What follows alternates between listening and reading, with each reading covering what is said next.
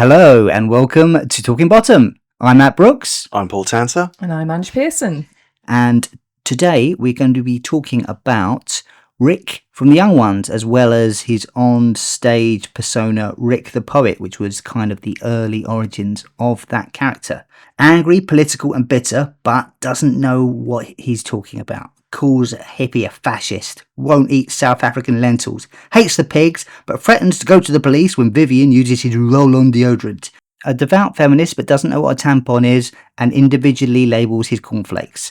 Rik from The Young Ones. It's about time we talked about this one. Rik, yeah. Well, I mean, you can't have a Rik series without talking about Rik the Poet, the People's Poet. The People's Poet is dead. It's something we all quoted when we lost Rik. It just felt like right there, didn't it? Rik in The Young Ones is referred to as Rik Mayall in other media when he's on chat shows and stuff. They refer to that character, but I haven't seen his surname mentioned in the show at all. And Vivian Bastard is his second name. As far as Rik's characters go, I think this is probably his most famous character. I know we launched a Bottom podcast, and probably my favourite of his characters is Richie. But as you guys said, when he passed, everyone was talking about Rik the Poet, and I think the picture that the majority of papers and publications and the news used, it was Rik the Anarchist, wasn't it? Doing the Rik. V's and stuff, yeah. Not the V's, the peace sign, I should say. Yeah, definitely. I mean, I think it's a toss up between that and Flashheart for a lot of people, because of course Blackadder was huge, wasn't it? It's just a lot more of people remember his, very, very brief cameos in Blackadder, because Flashheart's such a huge character. But I think if you had to pick one character that Rik is definitely known for, it is Rik, isn't it? The rolled R's. The thing is this, the Young Ones did so much for comedy. Bottom is our favourite, but it didn't blow up the industry like the Young Ones did. Yeah. I mean, it was, as many people have noted, it was kind of groundbreaking, wasn't it? It kind of changed the format of sitcom. It kind of broke down the conventions of it. It wasn't your typical, it was in a setting of a typical sitcom, but it wasn't your typical sitcom. Yeah, I'd say it was Python with a kind of structure, but that's a very loosely phrased structure, Back a few years ago, we spoke to Paul Jackson on this podcast, and he mentioned to us a circumstance where the heads of the BBC asked the Young Ones writers, why is this funny? What is this? And so Rik and Lisa went away to write an essay basically explaining why the Young Ones worked and why it's funny. When you have to explain why a joke's funny, that's really, really on to well, one, it was isn't in it? defence of the Young Ones, Yeah. I think, wasn't it? It was having to defend what it is about it that they find funny and what they think the audiences would. Because I think it was after they'd actually filmed series 1. It's between series 1 and 2, yes. Now, the reason I bring it up, while researching the book, Paul managed to find this. Your Paul, our Paul. Our Paul. Not Paul Jackson. Not Paul Jackson, Paul Tanter. He found the gold mine of Bottom and Young Ones stuff in the BBC archives. Is that right? You explain to us what happened when you found that. You're like, oh yes. Well, so as many people will hopefully know, we did a book about Bottom. And part of the research for that, I went to the BBC archives, which is this wonderful place where they've got all this mountain of stuff in boxes, all these documents that have been squirreled away over the years at the BBC. And if you're doing something like writing a book, you can make an appointment with them. You've got to pay for it, but you can make an appointment and you tell them in advance, I want everything pertaining to X, Y, and Z, and they will get it all the day before or the week before. They'll get it all out of storage and they'll put it in a box for you. And then you come in on the day, sit down at 10 a.m. and just spend the day going through it. You had the whole day? Had the whole day from about 10 to about 5. And so because we were doing a Bottom book, I asked for everything they had on Bottom, and that was a treasure trove of stuff, including first draft scripts and all that sort of thing. But obviously, we're big Rik and Ade fans and comedy fans, and I thought, well, I'll see what they've got on the Young Ones. So I said Young Ones too. And that took up about half the stuff. So they had a lot of stuff there. Right. And they had things like, they had shooting scripts, and they had a lot of the kind of things that people would consider boring, like, invoices and that kind of thing. But it was just fascinating anyway.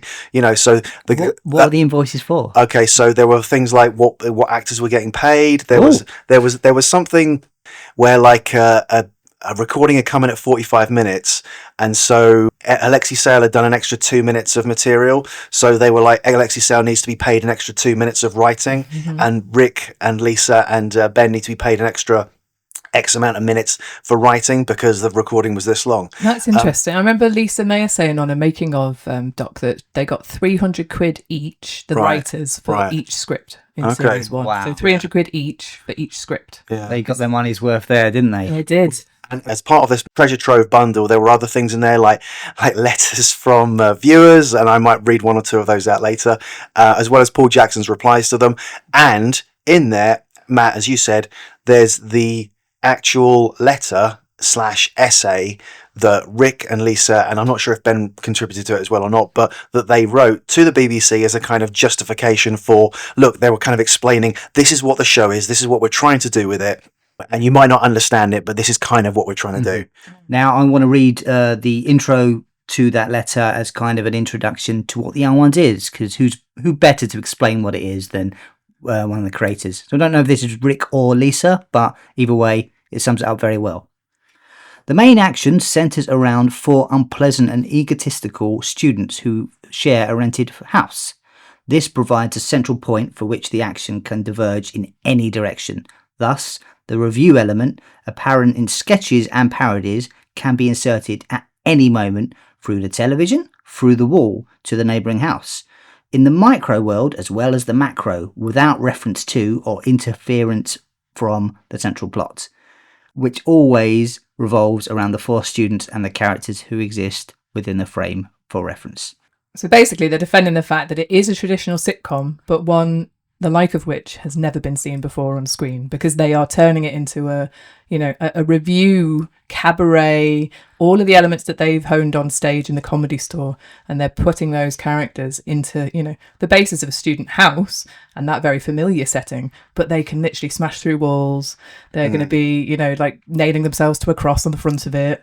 They're going to be having live music in the living room, and it doesn't make much sense on paper, but when you watch it, it's like the best thing you've ever seen in your life. If you're a fan of comedy and you know what comedy is, this is new. This is new. You've never seen it before. And to give you an idea of the kind of thing they were up against at the BBC, I've got here a memo from a chap called Ian Davidson. I should have looked up who exactly he was in the BBC, but it's to Paul Jackson. It's dated 31st December 1981. And it's obviously once he's received the first draft script, or one of the scripts, and it's from Ian Davidson to Paul Jackson. Since this isn't a sketch show, I do think that some trace of a story, in brackets a continuing interest, must emerge sooner than page 39. Then in quote marks, the council are going to knock the house down. This might also help answer my other basic objection. If the situation is crazy and the characters are all crazy, that's one crazy too many. We need one recognisable element at least. Have the writers and cast faced up to the fact that your set will be realistic. Imagination is the stuff of theatre, but television makes bed sitting rooms shockingly real and mundane. Again, this uneasiness of mine might be answered by the earlier introduction of the story. Do you think that their youth and naivete made them attempt this stuff where like, all these bigwigs like this isn't possible? They didn't know it wasn't possible. They were bold with it, and they were young, and they didn't really know exactly what the rules were, right? So they broke them without even really knowing. But I think the guy, I mean, this is to Paul Jackson, isn't it? Yeah. And Paul Jackson had worked on a lot of really traditional sitcoms. Like he'd started off at the end of Steptoe and Son, and obviously this was his baby now, the young ones. He'd found these guys, these amazing young comics at this Comedy Store. He'd already done Boom Boom Out Go the Lights, hadn't he, with Rik and Nigel in the very first episode. And he could see the potential in those characters. I remember from one of his interviews, he sort of said, he thought the money was on, and he didn't, I think, mean it in that kind of like, I could make money out of them. He just meant the funniest characters up here on stage are Rik the poet and Neil the hippie. And so that's why he plucked them for Boom Boom Out Go the Lights. It didn't exactly land that well in 1980. And they split up the double act as well, which he says in the Studio Crook. Our good friends at Studio Crook also made a Young Ones documentary. You can find that on YouTube for free, so go for it. Paul mentions that there was a little bit of like bad will, I think, from like the Young Ones double acts of Rik and Aid and Nigel and the guy that was meant to play Mike, Peter Richardson yeah. was the other half of the Outer Limits with Yeah. Nigel. And I think Paul basically has said, there might have been a little bit of, they were disgruntled, quite rightly, you would be, wouldn't you, if you were Aid or Peter, about not being put on that first one. But he did put them in the second episode of Boom Boom Out Go the Lights, which didn't air until a year later. But they are in there in that. And if you've got the Young Ones 40th anniversary edition of the DVD and Blu-ray, it's in the extras, both of those episodes. And it's really fascinating to see those characters like really wild on stage together in a way that I think when you watch the Dangerous Brothers, once they actually got that kind of together in Saturday Live, they'd honed it a bit more. Like, it is chaotic when you watch Boom Boom Out Go the Lights, and you do get a real sense of being in the room with them. I wish we could step back in time and go to the Comedy Store. Yeah. It's got that palpable energy there in the audience and on stage with everyone. And Rik the Poet absolutely shines as the best character, I think, in that first episode. I mean, he just did. To bring it back to Rik and Rik the Poet, like, you remember that poetry, it stays with you, all the Vanessa Redgrave and the theatre and the angry poems. Like, he's just there, almost fully formed, but you don't realise it when you're watching those early clips until you obviously have the benefit of hindsight of seeing the young ones and what Rik became. And within just a year between Boom Boom Out Go the Lights, and then there's another clip online of him, I think it's at a charity gig for the BBC in 1981, and he comes out and he's still just as sort of lithe and everything. He's changed costume as well, and he's starting to do the little snorts of Rik. Yeah, he's already got the W's as R's. Yeah, and he's doing the right on, and all that, and it's that bringing together the character. You can see it happening through to then obviously 1982 when they brought Rik out in the world as part of the Young Ones. When that character evolved from the clips we've seen of him being Rik the Poet on stage, doing things like Vanessa Redgrave and that sort of thing, and it evolved to Rik the student in the Young Ones, I feel like the character sort of got a bit uglified, if that makes sense. When you see Rik on stage, he looks very good looking. Then when you have Rik the student, I'm assuming it's in the hair and the costume and like what they've drawn some spots on, that kind of thing. The little stick-on spots. There's a Terry Wogan interview where he literally takes the spots off at the end and offers him a spot. I love that. And his costume's fully there by Wogan, obviously, because that's I think the it's end of the Young Ones. Just after they'd finished the Young Ones. Yes, he's talking about what you can do anymore, and he's kind of mentioned so it's all there. But yeah, the early Rik the Poet, in that very first Boom Boom Out Go the Lights, he's just wearing a sort of plain black jacket, and he's got a red bandana on his right arm, I think it is, which is obviously sort of a socialist solidarity symbol, I think, isn't it, like communism?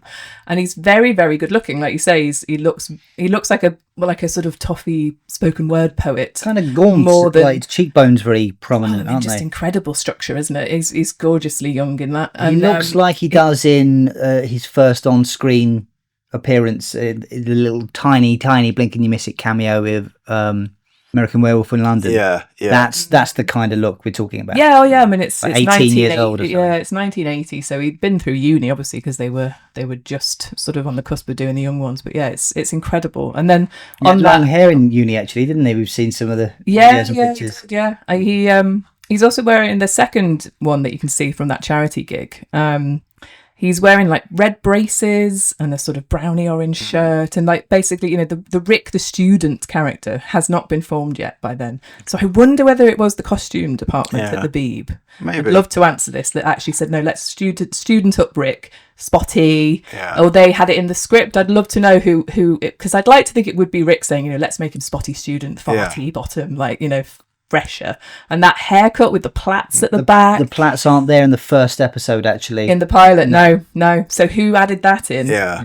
That is, I'd love to know. I mean, it wasn't a wig, was it? Did he actually have his hair? I think so. For filming? Vivian, his hair's not quite right either. It's it's still pointy in the like up at the top and the left and right, but it's not as silhouette-y, if you get what I mean. Yeah.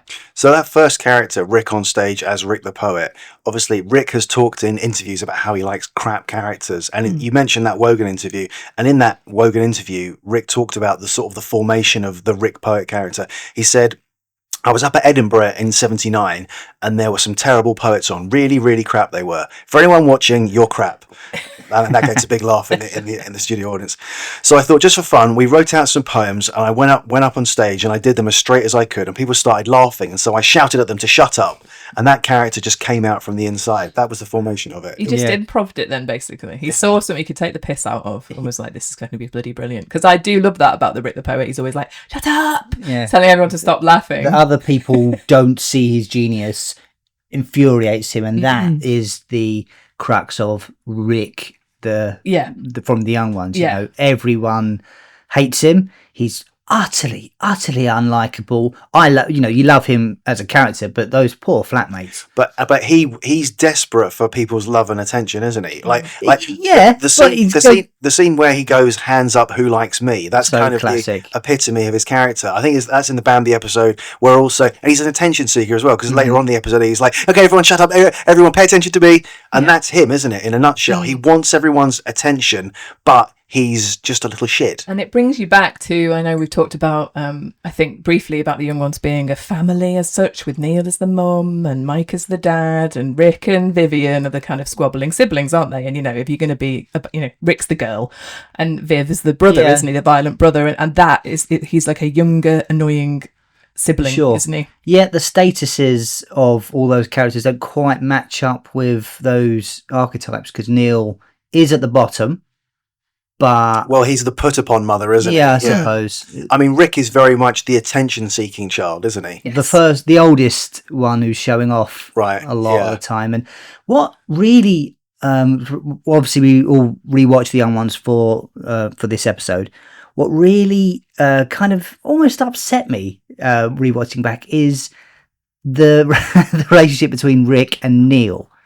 There's a friendship there. Potentially for Rik. Rik could have made friends with Neil. Neil would have had him, but he's such a fucking arsehole. It's the bully, isn't it? It becomes, go on. You think if there was no one else around, Rik would actually probably end up being nice to Neil? It would be a bit like when Jay in The Inbetweeners is nice to that guy who's giving him burgers, but then when someone else is around, he's like, well, I'm just going to bully you and tell you to F off. I guess so, yeah. He needs someone below him as well, because everyone hates Rik, but then everyone hates Neil. They you all really hate me, don't you? Yes, we do, Neil. Well, and he's in his element there. They don't even really care about Neil, do they? It's almost they forget him when he tells them that he's going to kill himself in the first episode. This is quite an ongoing theme with Rik Mayall's stuff. Head in the oven, yeah. Yes, I was going to say it opens with him trying to kill himself, and I wonder if that was Ed By's suggestion again. Came from that into Bottom. So I'd forgotten that was in the young ones, so I've spent a long time thinking, Bottom is just like so groundbreaking and progressive to have a sitcom where it opens with a character feigning his own suicide. Went one step further in Bottom in that it is the very first opening imagery, isn't it? Whereas in this one it is just that Neil's kind of planning it, but he's not committing to it. Richie is in Bottom. Well, he goes upstairs and he's rigged a trapdoor thing to hang himself, and they hear the music play, which he said, it's going to play rock around the clock when it's hung. They hear the song from upstairs, and their reaction is, no, well, that's the rent gone up by a third, and actually do think he's dead. And then when Vivian's smashing the place up, he sees Neil still there, and he's I thought you were dead. Yeah. That's it. No, thank God you're okay. No, it's a brilliant. Genuinely thought you were dead. It's a brilliant joke that Neil is so pathetic he can't even kill himself properly. A description of the character by Rik Mayall himself in a Guardian interview in 1987, so a few years after the show had been out and had, sort of landed quite well. He said, Rik is just self-centered. He wants street cred, wants to be a rebel, to care about nothing and to be an anarchist. But we all know he's a hypocrite and that he'll be a computer analyst by the time he's 30, the little shit. Yeah, I mean, sociology, we should talk about what they're studying as well. Like, sociology student, it's like, is that the bottom rung of the ladder? What is the equivalent? Because I don't think I knew anyone who studied sociology. Is it still a course you take? Is it the study of life and society and things like that, isn't it? I mean, Yeah. it's become the joke course, isn't it? It's become the punchline of, the thing that people study just to spend time at university. Yeah. And they're not actually doing anything. And if you looked up what it is Neil was That studying, media. like I wasn't sure of what Neil was studying, so I looked it up, and it's peace studies. Yes, which is an actual Which is thing. even more naff, isn't it? Yeah. Which explains why Rick is just picking on Yeah. that's the lowest rung, isn't it? Peace studies, man. Have you seen the sitcom Community? I haven't. No, I want to. No. It's excellent. Shelby Chase in it, Absolutely isn't it? excellent. Yeah, there's a class that bridges the seasons each season. Like they're all studying Spanish together. First season. Second one is sociology, Right. and there's a great joke where there's a substitute teacher gets up in front of everyone and does the stereotypical intro to a lesson. Like, right, so what is sociology? Pause. Turns around. Seriously, can anyone tell me?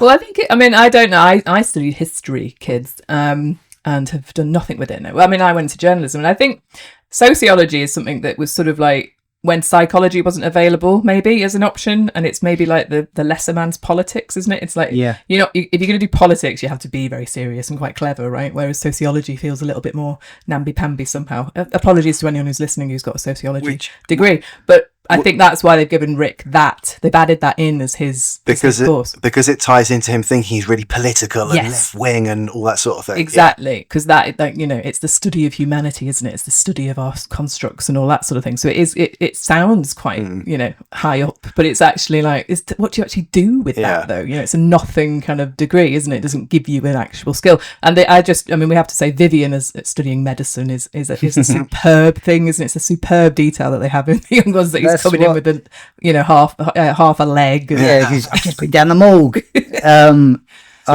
are all psychopaths, aren't they? That's what they said in the documentary that Aid, I think, says that was their experience. The medical students were very violent, boorish people, and who are probably consultants now. Yeah, I don't know about violent, but I think a lot He of them said violent. Yeah, I mean, I didn't know that many because I didn't hang out with like the kind of sciencey peeps. But yeah, I feel like there's definitely a trait in there for people to maybe be a bit more hardcore on the partying side, is what I found when I bumped into people on medical courses. So the Access to drugs. The show's writers in their letter to in their essay to the BBC did talk about the actual characters and they made comparisons to Till Death Us Do Part in that thing of using characters who you don't like to make a point about things. These aren't characters that we're supposed to empathise with, like Richard Bryce in The Good Life, that kind of thing. In fact, they described them as the epitome of what they called the me generation. Part of their essay was, or their letter was, the 60s saw the emergence of young people as a new political, social and economic force. Amongst students in particular, it was the time of radicalism, active campaigning and the promulgation of new ideals and ideas. The youth of the late 70s and early 80s have inherited the privileges won by the previous generation without accepting any of their responsibilities. Universities were sanctuaries of apathy and hedonism when the authors were there in the late 70s, and the students and the young ones are each caricatured versions of today's typical student. Thus, the four of them are all examples of the me generation, the four comic monsters of self-obsession. They are full of slogans and received attitudes which they have never thought out for themselves. Even Neil the hippie is only a relic of the 60s in terms of the posture here, Dobbs. And that's from the writers. God, they were clever, weren't they? Yeah. God, they were clever. They knew what they were doing, everyone. It wasn't just anarchy. To university. But they were just out of uni themselves. So the me generation is exactly right, isn't it? And that's why the young ones landed with like the teenagers of the 80s in such an incredibly tangible way. Like the love that came out of teenage boys and girls for the young ones is people still talk about how it changed their life. And because of, as we said earlier, because these were comics who hadn't made a sitcom before, because they were basically doing it in a way that no one had done before, because no one had showed them how to do it. No one had said, well, this is how you do it. You must do it this way. They just kind of went, right, we're going to do it our way and we'll make it work. And I think them kind of changing the format and just kind of redefining it that way was part of the appeal for the Greg Davis and Richard Herring generation. Yeah, absolutely. And I think it was Paul Jackson or maybe Ed Bye that I saw talk and then this making of that's on the DVD. And they said, because they had such imaginations, they didn't want to quell them. They didn't want to say, you can't do that, you can't film that. they just said write the scripts, and then it was like we'll work it out. So the sandwich falling and the eclair toppling on top of them and all of those things that were in the script were something that the creatives weren't sort of told, you can't really achieve that, guys. They were just told, go away, write what you want, and then we'll figure it out. And that isn't that incredible. I don't think that's a conversation that happens. We don't have it these days, do we? One more memo from the BBC. This was from the head of programme planning on BBC Two to Paul Jackson. Simply said, "Thank you very much for letting me see this script. It's certainly different. If you pull this one off, my estimation of you will go even higher." Oh, that's really nice. And he pulled it off. They all pulled it off. So Paul has he's told us on the podcast and in various interviews the reason that the show has bands in it is because they wanted to classify it as a variety show instead of a sitcom. And the very black and white version of why they did that is variety shows get 2 days in the studio, sitcoms got one to record, right? Clever Paul Jackson to say that, isn't it? They get a bit more money, don't they? They get a bit more money, but the main thing was the studio time, is what he said. It's just like this time recording the band was minimal, but they used the whole 2 days recording. And each of the episodes of The Young Ones are over 30 minutes, aren't they? I think because of the band being in there. So I wondered whether it also bought them a little bit of extra airtime as well, that 2 days filming. Yeah, maybe. Whereas a sitcom would have only had the 1 day. It's incredible when you think about it. I noticed a lot of similarities between Rik and Rimmer, actually, watching this through. As in the patheticness of the characters. Yes, and being the one up from the very bottom and him reveling in that little bit of power. They've got a similar comedy conceit. What a wanker. They've got a similar comedy conceit, haven't they? Which is they're completely unlikable to everyone around them. And yet they really want to make friends. I think Rik, the poet, so what are we going to call this character? Rik from The Young Ones, whatever. I think Rik in The Young Ones cries more than any of his other characters he's ever played. He's crying all the time. I can't even tell you how many times. How many times did he cry in The Young Ones? Did you count it up? I didn't count it. It's not a question. But him visibly, openly weeping. He's younger, isn't he? So I suppose that's kind of... I mean, he's very childish, isn't he? He's childlike. Yeah. Oh, I hate it when he's telling a story about him telling a story to someone. Yeah. That's so eye-rollingly boring and cringe, and that's so well observed. Isn't it? I was telling you, and it was going really well, everyone was laughing. It's like, well, we're not laughing now, we're all fucking bored. I love shitless. It on the Wogan appearance when he comes out and he does that little bit at the top and he's like, and it was really funny because they all got on the bus and I was chasing after them and they were throwing things at me and it was all so funny, and it's just such a great just there the whole time. It's like, we got back, it was my house and they wouldn't let me in, it was a great joke, and it's just the escalation sketch that's happening from him just talking through what the rest of them have done to him, and he's trying to pretend like it's all great. And that's actually a bit similar to Richie, isn't it, in Bottom, certainly in series 3 when he's trying to find out what Eddie's up to with the printing press in his bedroom and everything. He's like, the gang, guys, let me in! This is a great joke, and it is something that kind of runs through all of Rick's characters. Certainly his early characters. There's Kevin Turvey, there's Rik the poet, and then Richie. I mean, obviously not Alan Bastard and Flashheart, but Rik didn't write those characters. True. Rik liked playing slightly crap people, right? So it's interesting to see that Rik, when he poured himself into a character, they did have that edge of like slightly crap, but you felt sorry for them, but you could see why they were so very annoying to everyone around them. Ruby Wax brought up in an interview with him once that he is such a lovely, handsome, good-looking man, and he always plays such ugly characters.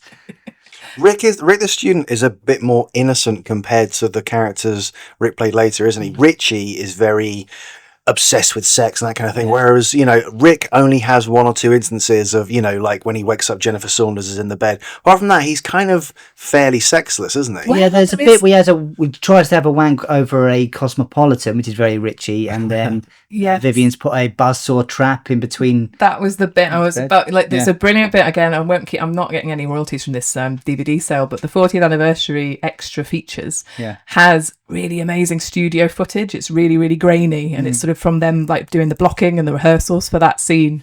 And it is Rik sort of, you know, coming in and obviously being like, I know you've done something in here, Vivian, and all that. And he gets on the bed and he's got Cosmopolitan open. And they're just sort of like, Ed Bye comes in looking shockingly young and has a little chat with him, and you can't really hear what they're saying, but it's lovely. And then Rik kind of like starts grinning, and he's opened the magazine and he shows it to the camera, and it's an advert for a tampon. And it's like, take a ride with me is the tagline on this thing. Wow. And Rick's just kind of laughing about that in Cosmo. And it's so sweet. It's really lovely. So yeah, that is from that scene. So he's got a Cosmo under his floorboards, hasn't he? Which is, it is very Richie, but it's teenage boy, isn't it? You just reminded me that I read somewhere yesterday that one of the few things that got cut from the young ones, it was to do with a tampon. So obviously we have the scene where he goes, look, it's a little telescope.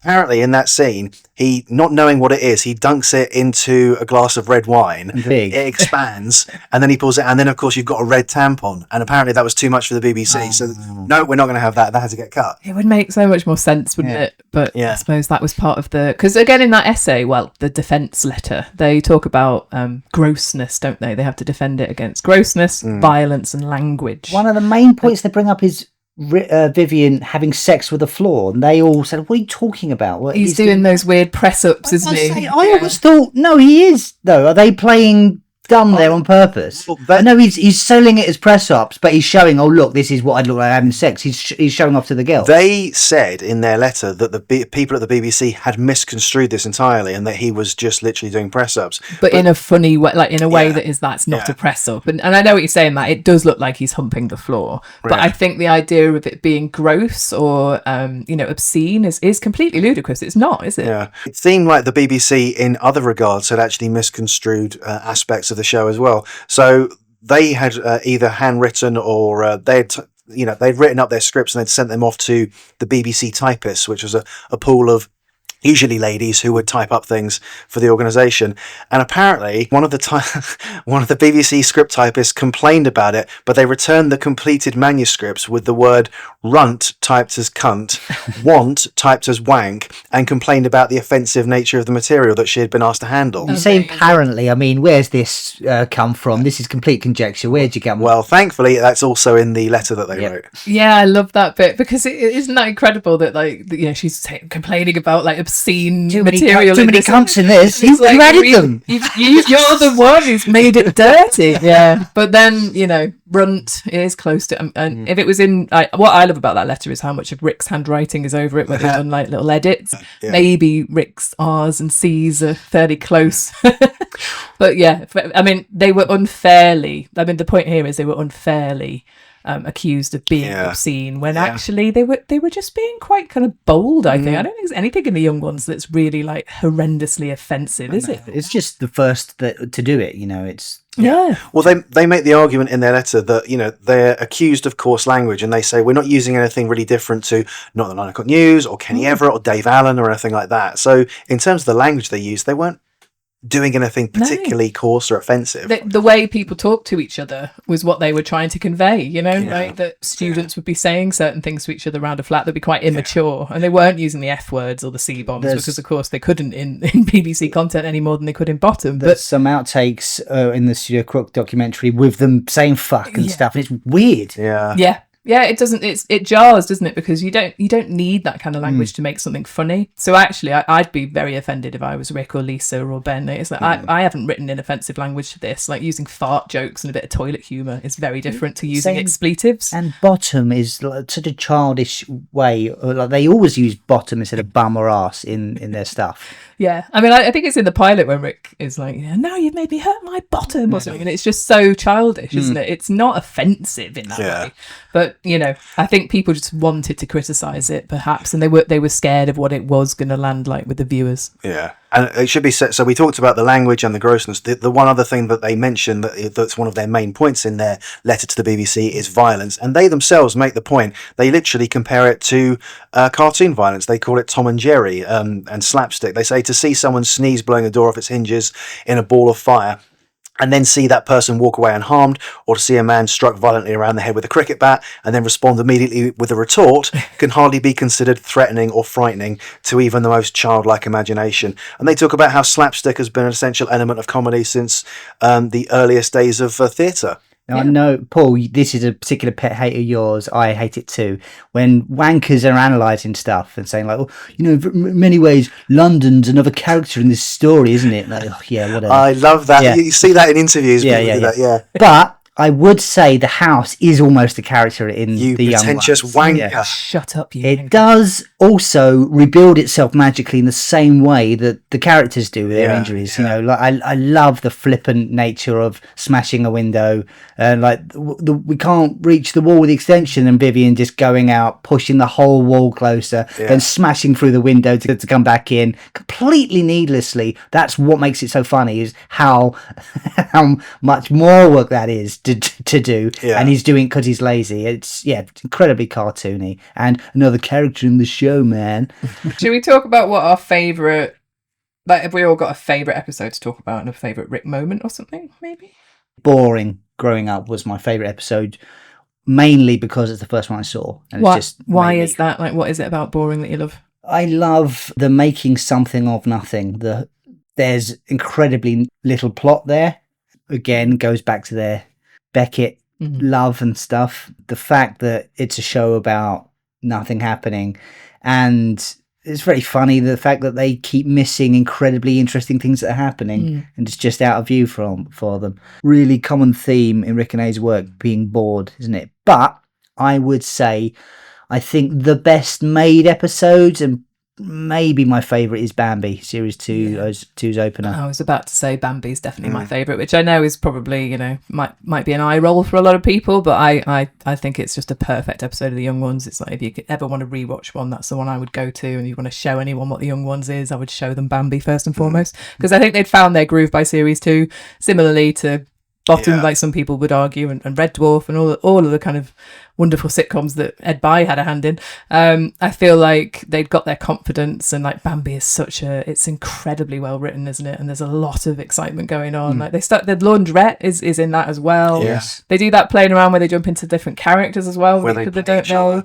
And they cram so much in, because the University Challenge thing is such a great parody sketch, isn't it? Scumbag versus Footlights, Oxbridge, getting all the toffs in and having a real go at them. Yeah, I mean, Stephen Fry and Hugh Laurie and Emma Thompson and Ben Elton really lean into that stereotype there, don't they? I mean, like, three of them were Oxford or Cambridge. They were in Cambridge Footlights, weren't they? So Thompson, Fry and Laurie were already in Footlights. They knew what they were kind of like. They knew they were being lampooned, but they leaned into it and just went for it. It's interesting that Ben Elton wasn't part of Footlights, but then he was happy to obviously take the piss with that. Yeah, the Lexi Sale took umbrage with them turning up for that episode, didn't he? Saying, "Oh, these are the enemy. What's going on?" Oh yeah. There might have been a bit of tension between them, but no, I mean that I think is one of the great things about like the comedy circuit back then.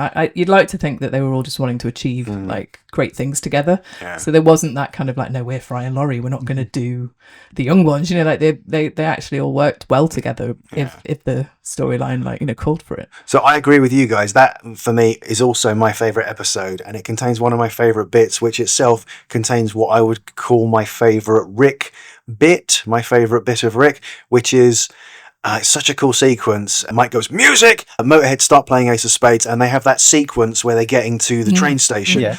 And my favourite bit is where you have the bit, it's in the train station, Rik runs up to, I think, a magazine stand and nicks something, and he goes to run away. He's away, but then turns around and sees the camera watching him. Yeah. Realises he's been rumbled and turns back and pays for it. Yeah. With a little coin purse. Now that has so many bits in it that are perfect. It's the fact he's been rumbled by the camera. So it's that sort of acknowledgement of the artifice of television. Oh no, I've been seen by the camera.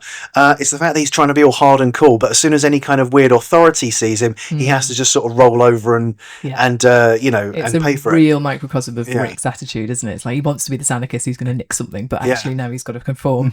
How mad he gets when any of his stuff gets taken, borrowed. Like he moans at people for borrowing his biro, and as soon as that happens, he'll be the first person who'll say call the police or bring in authority.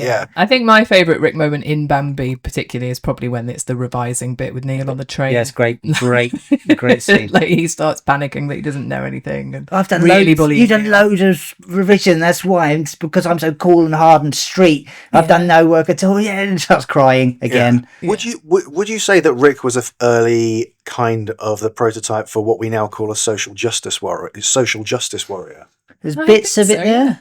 Yeah, I mean, this is what also is interesting. Obviously, you mentioned earlier, Paul, about the fact that Neil was basically an aging hippie, but the hippies had been in existence since the 1960s, right? So 1980s, kind of like right on, like politically charged people. No one's bloody changed. We've got, long-haired hippies now who are vegan and talking about how we need to save the planet just as much as we did in the 80s and the 60s. Do you know what I mean? Like, actually, these characters just perpetuate through time, don't Rick they? doesn't always wear a beret, but he certainly does a few times. Yeah, I was going to say, I noticed like the beret for Rick didn't actually come in until is it the last episode of series 2 when you first see Rick in that red beret? And then, of course, it's in the Living Doll comic relief video. He wears the beret in oil when he has a costume change and kind of looks like Che Guevara for a little bit. Okay, is it a red one though? Because it was like the red one I thought didn't come in until you're right, it's not red late. beret. And I think if most people did do cosplay as Rick, obviously you've got the pin badges and you've got the spots and you've got like that hair, but it's the red beret I think is what most people would go He to. actually does change his costume more than you'd think. I think he changes the costume the most. Well,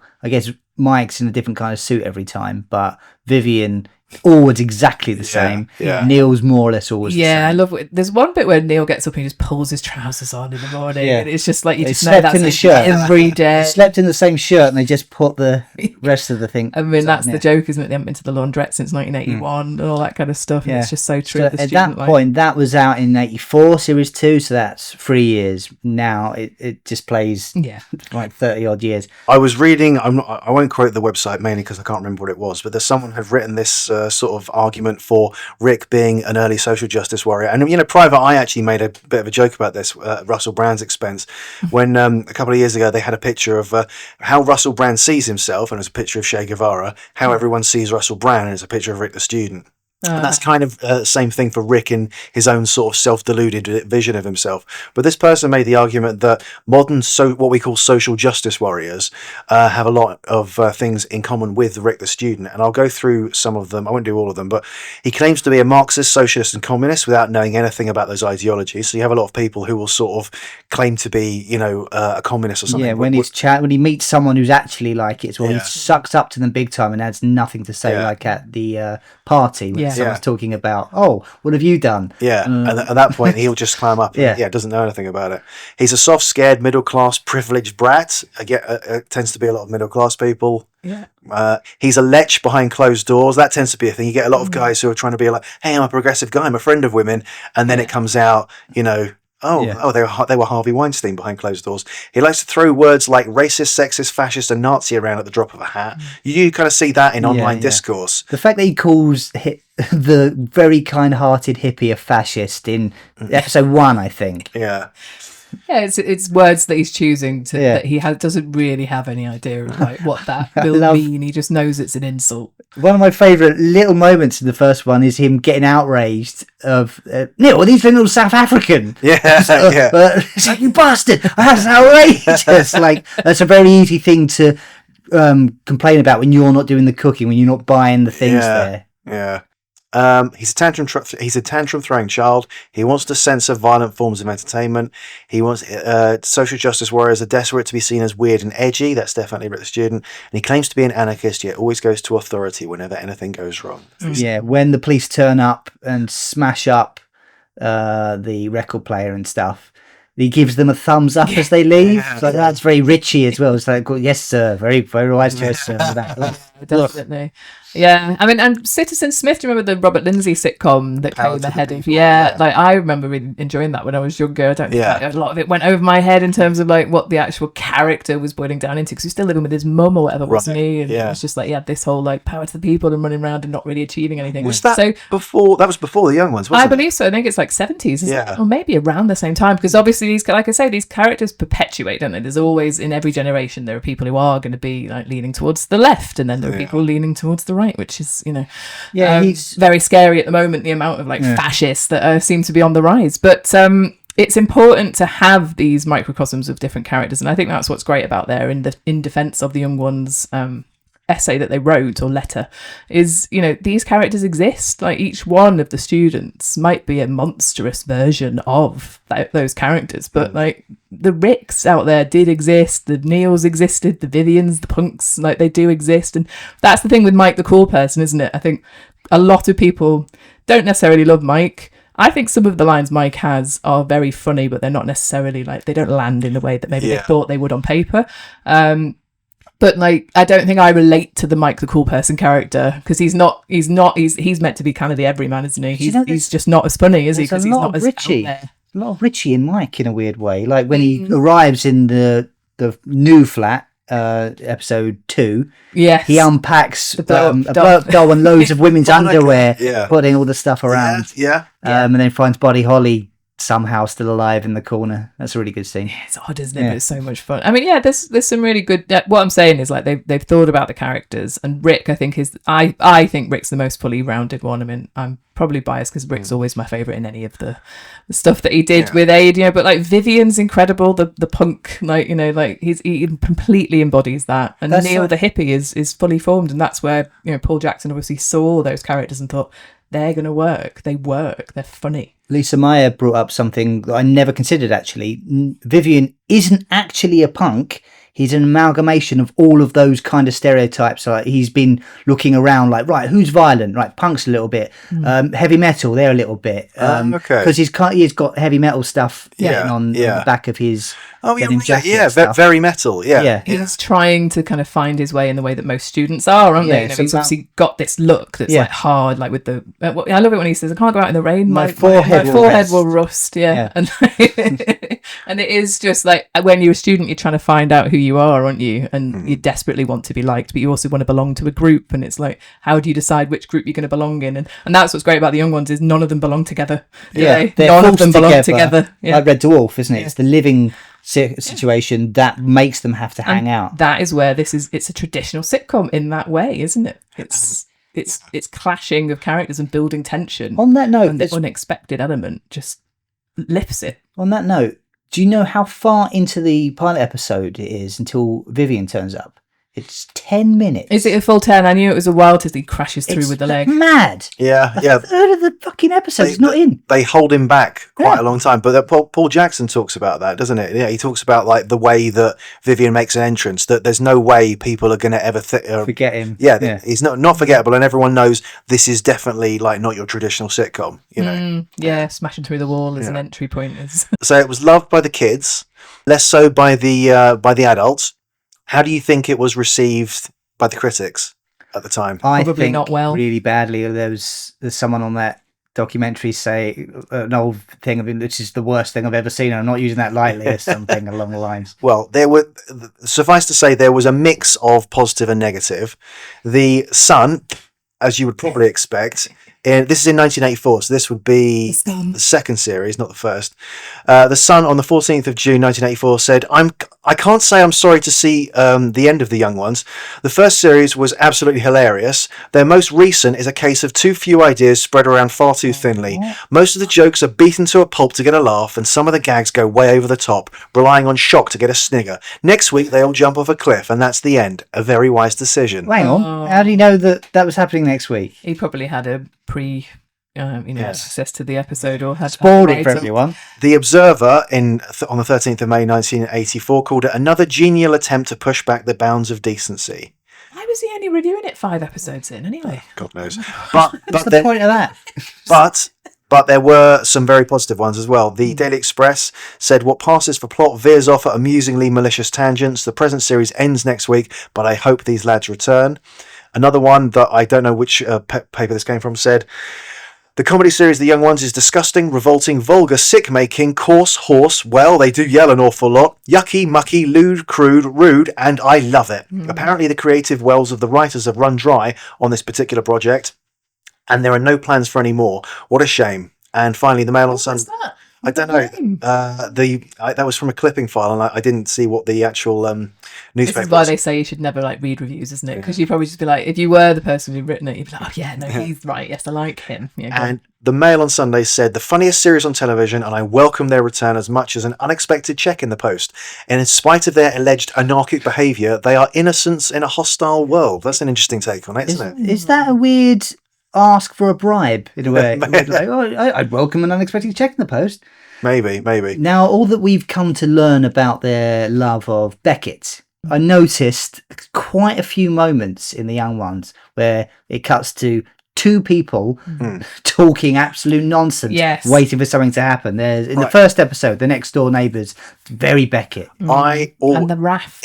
Yes, In all honesty, Which one's that's in Oil, where they say Oil. like, yeah, the two guys on the raft in the basement. in all honesty, I always hated those bits, and I always hated the puppets as well. I couldn't wait. You know, if we went to the neighbours sitting there doing like a sort of Russian play parody, I never really got it when I was younger. I mean, I get it more now, but I still don't particularly enjoy those bits. And I still now, when I'm seeing whether it's, you know, ice skating vegetables or rats talking or something, those bits never feel as good as the rest do you know of it. who really hates that? Adrian Emerson? Adrian Emerson Yeah. face like, what the fucking hell are you giving the screen time to the puppets? What I really don't like about the puppets is the lip syncing's awful. Because it's not them doing. It's often the cast, the voice of some of the puppets and stuff, but they're probably not performing it. I think the one I like is the fly on the wall. That one's really good. It's Whose well done. voice is that? It's Rick, isn't it? It's Dean? Rick. Nigel. It's Rick basically doing Kevin Turvey. Yeah, it's great. I love the Fly on the Wall documentary. And then I think I mentioned it before. I like the one that's very, very brief, where it's like a matchbox on the bookshelf. It's like, don't look at me, I'm irrelevant. Yeah. I like that. That's just like kind of stupid and surreal. That word surreal that people bandy around. But you're right. Like I used to kind of zone out, and I think I've said it before. I used to fast forward Alexi Sales bits. Yeah. And I didn't this time rewatching. And actually, now that you're a lot older and you kind of get what it is that he's trying to do, as obviously the landlord. He changes the energy, doesn't he? But I think what it is he doesn't really have a character that you're engaging with. He's coming out and he's doing he's doing a stand-up bit. But that's his fault, isn't it? He literally said, I don't want to be bogged down to one character. Give me, like, I will do the family of them or something. When he's like a vampire and nasty, isn't it? And all that. Like, it's just a bit out there, but not necessarily something that makes me, as you said, Paul, like on the rewatch, like, it doesn't make me laugh. But, it's one of those things where maybe it's just that you don't engage with it as much, and other people out there might really love those bits. I don't know. But the puppets were a really fun and unusual idea, though. You've got to respect them for wanting to do something a bit more weird. Yeah. Right? On the note of the puppets, though, although as a whole I didn't really like them, I fucking love SPG. Yeah. His little hamster's a steam-sealing little wonder. And how much Vivian loves him, yet beats the fuck out, like squishes him, puts him in a toaster, puts him out in the flood. It's Do you know what? That's in the first episode, isn't it? And what I love is when Vivian's coming and he insults Rick, and then Rick goes really quiet and he's really annoyed, and you can see him stewing. Yeah. And if you watch Rick, he's stewing for about, I don't know, a minute and a half, no lines. You just watch Rick, he's like really, really annoyed. And then like he says, Special Patrol Group is a really crap name for a hamster. Like, that's all he comes in with, to like needle at Vivian. And I just love that. And that is very Richie and Eddie, I think. Like, but honestly, watch Rick in that scene. Once Vivian's annoyed him, he just goes really silent, and he's just really, really seething, and until he comes out with, I think that's a crap name for a hamster. And it's just brilliant. It's the brother and sister thing again, isn't it? And I just relate to that so much. Would you guys like to hear what some viewers had to say in letters that they wrote in to the BBC that reached Paul go on Jackson? then. Okay, this is from Paul, spelled Porl. What? In London W11. Dear Paul Jackson, me and my flatmates think The Young Ones is brilliant. It's the only programme that makes us laugh all week. Keep up the good work, or there'll be a brick through the screen. Okay? Love, Paul. And Paul Jackson replies, Dear Paul, thank you for your kind letter. Hold back on the brick. Yours sincerely, Paul Jackson, producer of The Young Ones. The next person, Master Mark Woodward, chances his arm. He's complimentary, but also wants something. Dear fellow citizen of Young Ones, this letter is to just say how much I enjoy the programme. It's just what Tuesday is needed. Plenty of action and humour throughout the programme. Plenty of action and humour throughout the programme. As I watched yesterday's programme, I noticed a certain T-shirt worn by Vivian. Of course, the T-shirt had the greatest group in the world on it, Rush. band called Rush. Being a fan of Rush, I would like to know if it's in Vivian's interest to give me the T-shirt with to give me the T-shirt with all the team's signatures on it. This to me would be totally unbelievable. Of course, I would treasure it dear to my heart. So, is it not too much to ask of the mighty BBC to give a fellow follower of the Young Ones this gift? Also, with it being near Christmas, this letter's he's pushing his luck here. This letter's in November. With it being near Christmas, I would regard it as a present from the BBC in the season of goodwill. Signed, a Rush fan, Master Mark Woodward. P.S. Please try your best to give me the gift. You would be doing me a very, very, very big favour. Wow. So to be fair, he's only mentioned the gift 3-4 times. Yeah. What did Paul say? He said, "Dear Mark, I'm very sorry to have to tell you that I'm unable to help you with your request since to tell you the truth, I have no idea where the T-shirt in question is at the moment. I think it was one of Vivian's own, but he is unsure of the present whereabouts of it, and therefore there's very little I can do to help you. Many thanks for your kind comments on the programme." Wow, people are always on the cadge, aren't they? But that's incredible. But I mean, was he really thinking they were going to send him a T-shirt through the post? Like, people are... He asked several times. I don't want to turn this into points of view or whatever, but I've got one more letter that it might amuse you. You know, in the first episode, Demolition, I think there's a couple of inserts of when they're interviewing kids who are, I'm 16 and blah, blah, blah. Yes. All people in their 30s by the look of Their them. main complaint is not being able to drink in pubs. And the final one has a little sniff of super glue, doesn't he? Okay, let me read you this letter. Dear Mr. Jackson, I write at the request of one of our business units, so I think this is from a solicitor, Royal Sovereign, who for many years have manufactured and marketed Stephen's Golden Gum. I understand that in the course of a programme called The Young Ones on BBC Two television on the evening of Tuesday 9th November, a man was shown as glue sniffing. It was apparently clear to a number of people watching the programme that the glue being sniffed was in fact a bottle of Stephen's Golden Gum. Not only is the shape of the bottle and the colour of its contents well known and significant, but I understand the name of the product on the bottle was clearly visible. And they go on to talk about how it's a very safe product. We're water-based, we're not solvent-based, all that sort of thing. So you couldn't get high from sniffing their product. Yeah. And Paul Jackson's replied with a very carefully worded one, saying, "I'm sorry to hear of the incident. We were careful to ensure the brand name was not visible. I was, however, unaware the shape of the bottle was a unique and identifying mark. I understand your concern. However, if it's been shown in an undesirable context, this was against my specific intentions, and I regret any inconvenience this may have caused your company." Where did you find these, Paul? There was certainly no intention on our part to insinuate that the sniffing of Stevens induced a hallucinatory condition. These were part of the archive. Yeah, well done. It's amazing that they're keeping hold of all of this and like the replies to them and everything. Yeah, it's weird, isn't it, to think that you could write a letter to the BBC and they hold on to it like for infinity. Yeah, because before email, isn't it? So. Yeah, but nowadays you have to sort of agree for that kind of thing to be kept, right? Certainly if it's got your details on it, with maybe. GDPR and all of that. Do you know what we haven't mentioned? Go on. Cliff Richard. Yes. And I just wanted to talk a little bit about the fact that Rik is a Cliff Richard fan and how that is probably the longest running joke throughout the series, isn't it? That he loves Cliff so much. It's a bit so it's the joke is he's kind of a bit naff. Absolutely, right? Yeah, exactly. And it's a bit anti Rik's whole counterculture thing, isn't it? Exactly, because Cliff's one of the most sort of mainstream, guys you could idolize, right? Certainly at the time. I've got a question about the opening bit when he's doing the dance to the new version of the Young Ones, and then Rik says something along the lines, "Oh, shame about Cliff Richard." No, and I was like, "What about him?" So what about Cliff Richard? So you're trying to be funny. What is he referring to? It's a shame about Cliff Richard that he's gay now. It had news of him being gay just come out or something. What was the shame about Cliff Richard? I genuinely don't know. I actually don't know. I don't think it will have been that maybe at that time, but yeah, I don't know. Is the answer to that? Little trivia on Cliff himself, but I don't know. I just wanted to. I guess it's just like it's part of the Rik character, isn't it? That he loves someone so very crap, and then how brilliant it is that they do actually get Cliff to do the charity single, to do Living Doll. How that went to number. Apparently, that was like a number one for 3 weeks here in the UK. And it was one of Cliff's first number ones in quite a few in Australia. That was the first. Cliff had never had a number one there. I think that was the first one.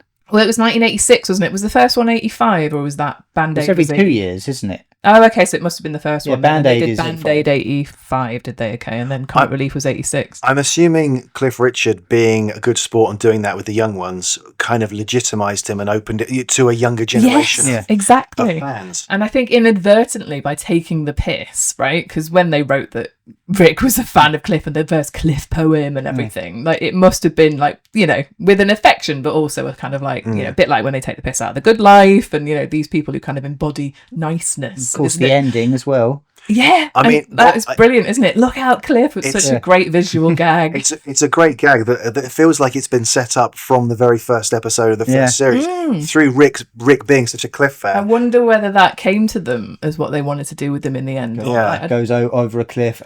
yeah, because it's so obvious. Also, I mean, they drive through a billboard of Yes, him, don't they? yes. And then as they go over, He's basically warning him for the billboard, not seeing there's a cliff behind that billboard. Again, though, the balls to have like the confidence to write something like that has to come from sort of a folly of youth, doesn't it? Like, oh yeah, we're going to throw a bus over the side of a cliff. We're going to explode it on the BBC on a BBC budget that'd in be easy. 1984. Yeah.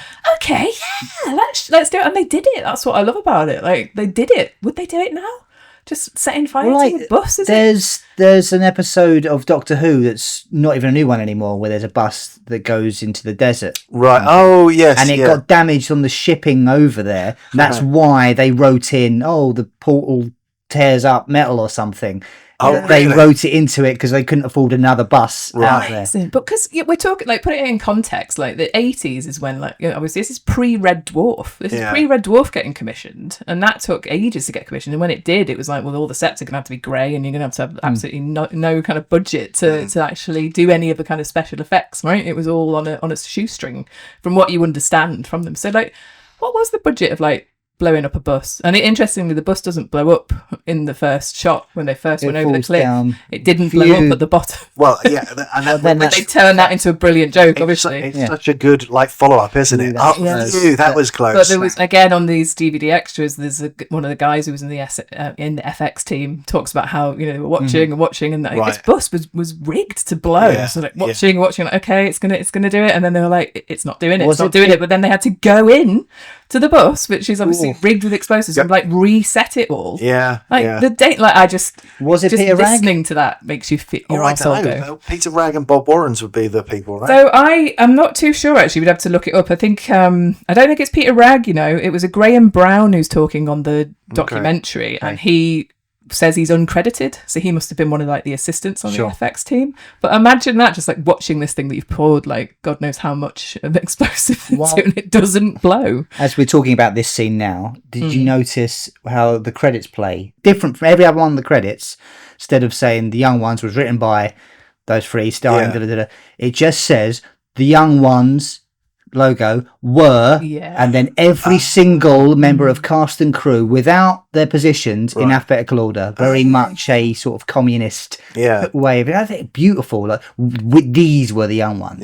All of them. That is really lovely. Yeah, I don't think I'd ever noticed that. No. Yeah, and now a quick word from our sponsor.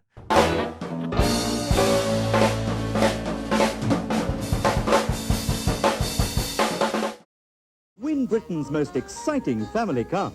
A choice of 4 smart two-tone colour schemes. Every car equipped with transistor radio and fresh air heater. Full details and entry form are on all packets of Kellogg's cornflakes. It costs you nothing to enter, and think. A brand new Ford Tipex could be yours.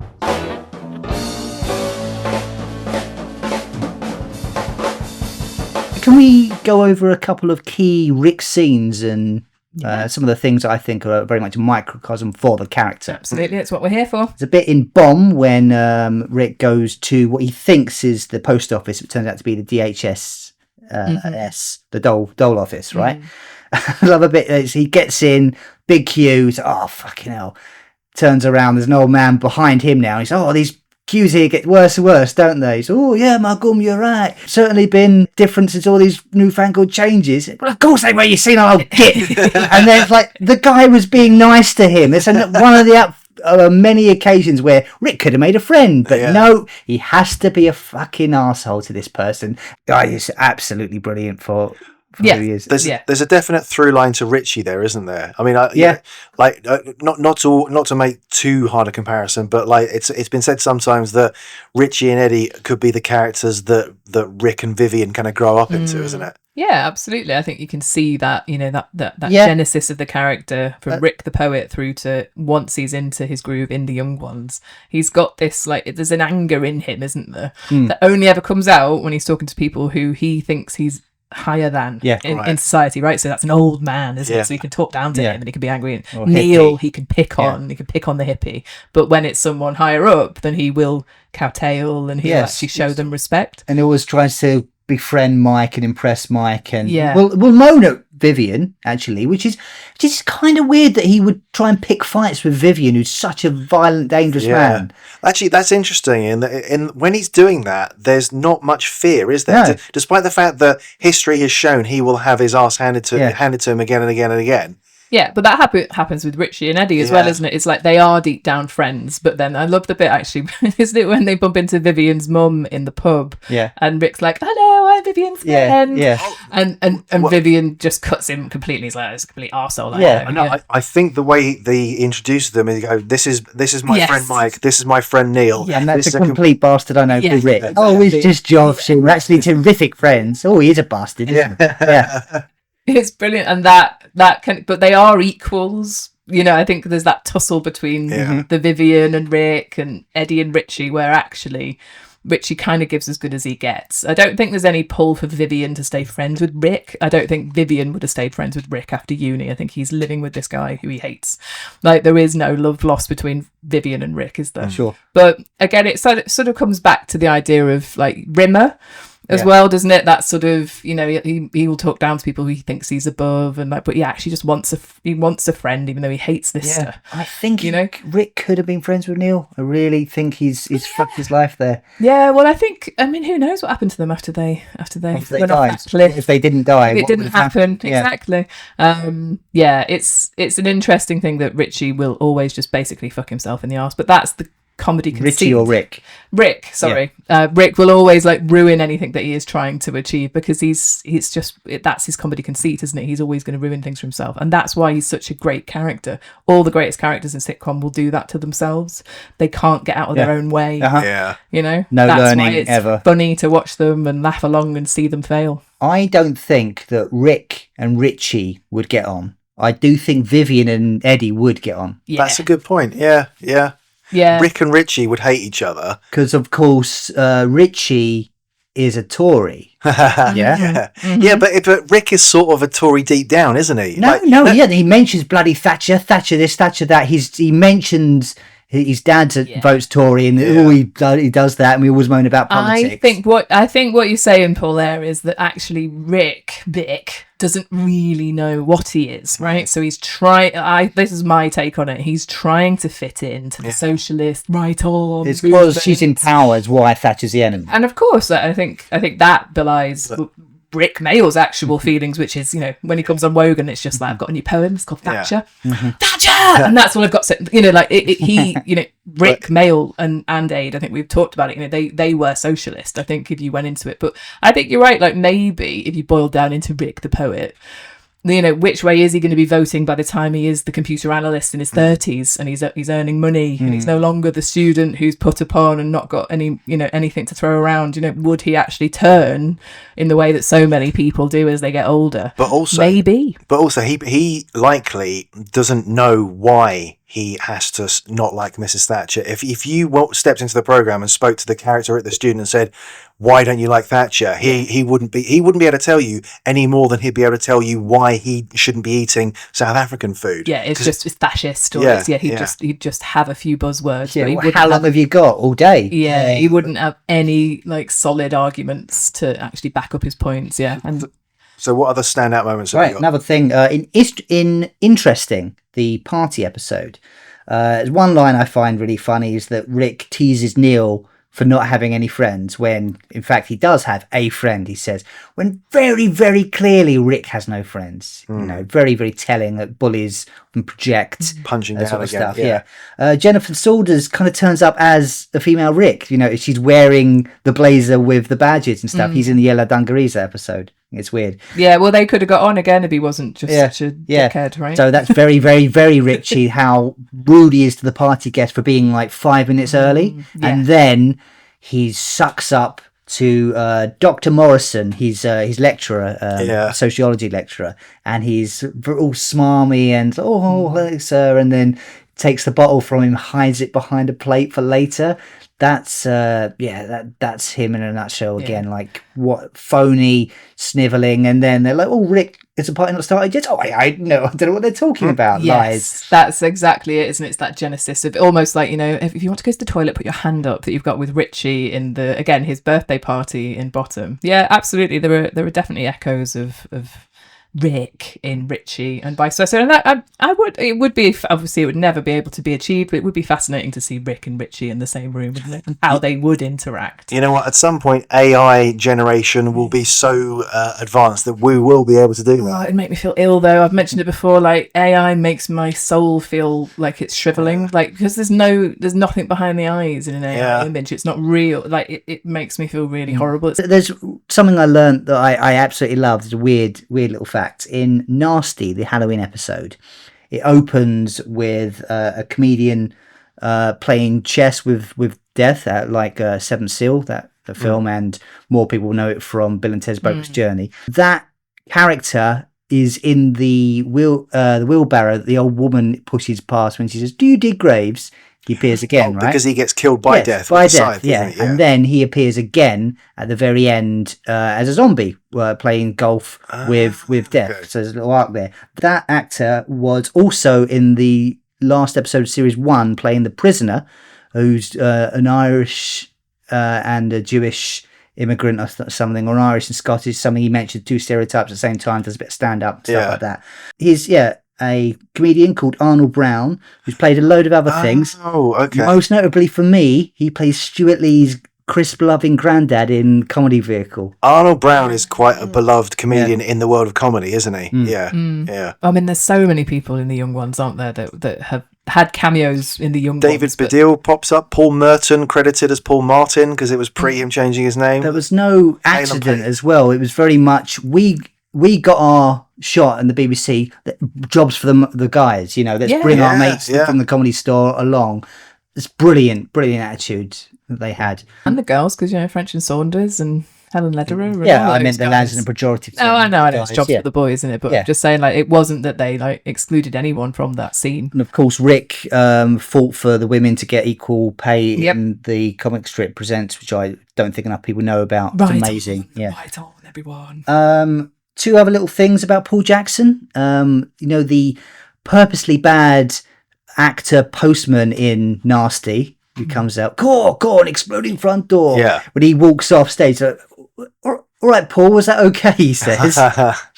And there's a bit in the last episode, Summer Holiday, where Neil's moaning about, it's my birthday, you should all come to this party, we're all here anyway. And then someone draws graffiti over his face, and then you hear an announcer saying, stop that, rub it off. That's Paul Jackson's voice. Okay. Yeah.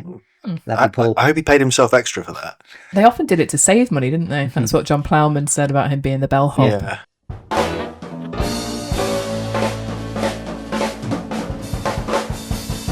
Time for a quick quiz. Due to a technical error on our part, we can't get the fart buzzers working, so instead of fart noise, do your best Rick impression to buzz in. All right, I'll go light on. Okay. What shall I do? Cliff. Yeah, okay. Right. You're going to go right on. Okay. Yeah, right and on Cliff. I'll go Cliff. So, best out of 10 with 1 bonus question if it's a tie. Going to start off an easy one. What did Rick study? Cliff! Ooh, I think Paul just topped that. Sociology. Correct, 1 to Paul. I mean, that's very easy. You should change that. We talked about it on the episode. Next question. After the gang take their exams, it's revealed that they come bottom in the whole world. But what order did they come in amongst themselves? Oof. Cliff. I'll have a go. Yes. So I'm going to say... So from top downwards. I mean, I'm just going to have to guess at this because I can't remember. So Neil, Mike, Vivian, Rick. Perfect. Is it? Really? Wow. Okay. Oh, well done. That must have osmosed out of me, or it just makes sense. Yeah. Yeah. Mm-hmm. It's a Mike who wasn't- came top out of us? You did, Neil. Then Mike, then Vivian, then Rick. Nice. I thought Mike wasn't actually studying anything. and No, that's he's the bribing joke. people, wasn't he? Oh, okay, but Neil still Yeah. comes top. Nice, nice. See, I wouldn't have got. I would have put Mike at the top because I thought that he would have Interesting. bribed his No, way that's to- the joke Okay. that Neil actually does better. Okay. We didn't bring this up in in our episode at all, but there is a hidden fifth housemate that appears in numerous episodes. I was going to bring it up but we've talked about it before. Yeah, and obviously I it's suppose one of so. But I guess not everyone who's listening to this podcast has Yeah. listened to our other ones. Go and listen to our other episodes; they're great. those. Is that one of the questions? What's the How many episodes does the fifth housemate appear Cliff. in? 3? Light on. Oh wait, did she get it right? She didn't get it right. Okay. I'm going to say 12. Well, so Angie's closer. Okay. It was 4 Okay. episodes. They're not in every episode. Which ones is it? Have you got that down? Because I remember 3 from when I was. It's in the first one, Yeah. the second one, and it's in boring and in interesting. Okay. Maybe I think no, probably Well, not. I don't know. let's just I've put this I've down, looked but through it. It's it 4 was of them. 4. Okay. TikTok, TikTok. So neither of us got that point, Neither right? we get that point. No. What is the full title? I'm going to be very pedantic here. The full title, exactly how it's spelled, of the show for young adults by young adults in the first episode. Cliff. So it's nosing around, Mm-hmm. and it's NOSIN with an apostrophe, and then AROUN and an apostrophe. Oh, I'm afraid Nosing not. around. okay. Yeah, Light on. almost. Light on. What? Yeah. What Almost. she said, but with a Z rather than an Oh, S. fuck off. It is with a Z, and Well, you can't give him no, that. and I had to because it literally. He said. No, you said S. It literally follows I up. knew it was He Z. said, "Yeah, NOZ, Z for zap." Just, Said what she said Yeah. but with a Z rather than an S. but you can't do that. That's No, just nil neither point. of you get it. Oh, right, okay. Neither of you get it. I swear. Anyway. See, as soon as she Do you said... know what I wait, hate? as Is spelling out loud from my brain. Yeah. I love writing down stuff first. As soon as you said NOS, I was You like, got it. bingo! Fuck's sake. Right. In the episode Boring, they visit the pub. What is the name of that? Cliff, the kebab and calculator. Perfect. Very good. Did you know that? No. Nah. Down. Where are we going? Down the kebab. Down the kebab. I've already eaten. What are we on Shut now up. then? Is it 2-0? That's 2-1. I think you're getting all fucking competitive. Yeah, I haven't done this What? for ages, all of it. What? Not including the first episode because they move house. What is the address of the student's flat? No, I don't know. Oh, I should remember this. I know. Is it? No, I can't. I know the actual address of where it is in Bristol. Oh, Well, that's I'm not not, gonna well, tell that's you. not the question. But I actually looked this up and I couldn't find the answer to it, so I'm keen to be enlightened. it's 15 Credibility Street. Okay, all right. Nice. Okay, in Bambi. What's all this got to do with Rick, by the way? Well, he's one of the people. Thought we in were this. doing a quiz about Rick. Yeah. Can we have some questions about the subject matter, please? Okay, in Bambi, the gang, who include Rick, play each other. Who plays who? Right Rick. on. No, go on. You said the right thing. All right. God. Okay. So you can say actors or characters, Rik right? Mayall plays Vivian. Correct. Christopher Ryan plays Neil. Correct. Aid Edmondson plays Mike. Yep. And Nigel Planer plays the other one who's left. Who's that? Who is Rick? Who's the guy we're talking about here? Yeah. You've got that You got one that. correct. You got that. Well done. Okay, so it's now 2-2. How many have we got left? 3. All right, come on then. Okay. Crop rotation in the 14th century was considerably more widespread after. Cliff. John. John someone, isn't it? It's John Do you want something. more of it? I want all of it. Yeah. Oh, right. After John, someone invented the crop rotator. I don't know. Do you know It's it? almost right. Yeah, It's I watched it yesterday as well. Yes, it's Come John. on. Isn't it John? Is there a It's surname as well? Yep, John Lloyd invented the potent crop rotator. Oh, John Lloyd. Oh, that's a joke there, isn't it? Because John Lloyd is a comedy producer who produced Not the 9 O'Clock News and Blackadder, and who we're seeing at the Rik Mayall Comedy Festival. Mm-hmm. Yeah. Cool. I watched the series with subtitles for the first time. A lot of times I misheard things in my youth. It's the patent crop rotator, not the potent crop rotator, which I thought as a kid. I was wrong. Okay. You were wrong. So no points for that one. Oh, God. Okay. John. Rick is mostly seen wearing his blazer and badges Yes. as his default costume. Other than that, we see him in combats and a beret and young yellow dungarees and then some sort of other variation of his outfit. How many episodes does he not wear the blazer at all? Right on. 1. No, Okay. Cliff 3. no. It's 5 episodes. Really? Yeah. Doesn't wear the blazer at all with the badges. I can tell you, right, in Boring, he wears just the grey shirt and a raincoat when they go outside. In Interesting and Summer Holiday, he mainly wears the dungarees. Interestingly, Jennifer Saunders wears the blazer in that one, or something similar. In Nasty, he wears a dressing gown and a raincoat when they go outside. In that one as well, he's got a badge on his dressing gown, which I think is a nice little touch. In Time, he wears the grey shirt and then the Dallas outfit at the very beginning bit. Yeah. And in Summer Holiday, it's the dungarees. Yeah, okay. Come on then. So what we want? Right. Last question. And what's the scores? It's 2-2. Dramatic. It's 2-2. Okay. So, similar question. Rick's badges on his blazer increase as the show goes on. The last time we see it, how many badges did he have on the blazer? Right on. 8. Incorrect. Cliff 9. No. 14. Oh, wow. Okay. Okay. Bonus question. Well, we need a tiebreak question. A tiebreaker, which probably not going to get this one either. Is it about numbers? It's a number. I was going to say you should just give it to Anne. She was nearer the number there, but go on then. Right. Okay, bonus question. What number bus do they steal and then die a fiery death in? Right on. 42? No. No. I don't know the number. I know the advert on the side of it. Yes, which is? Microwave ovens. Yeah, it is that. Tomorrow's way to roast. Mm-hmm. Which Go I on. think's really funny as a Yeah. visual gag because it blows up. That's a good tidbit. Give it to Ange. Right, yeah. What number is it though? 'Cause- Number 73, no real relevant Oh, thing. okay. Well, Yeah. Yeah, I thought you were It's going to ask 69 or something. I thought you were going to ask what the advert is on the side because I think that's a really funny visual gag, isn't it? Because it blows up. Tomorrow's way to roast. All right, so... And it's just a shit ad, like microwave ovens. It's got no the branding new on thing, it. yeah.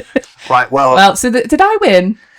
You got near enough to some of the other questions, so we're going to give you that, Got yes. 3-2, was it? And what's my prize? Your prize is given out at the end of the this series. Oh, wow. Okay, there's going to be one. I was just... The prize is going to be Talking Bottom Guide to the Talks. fucking hell.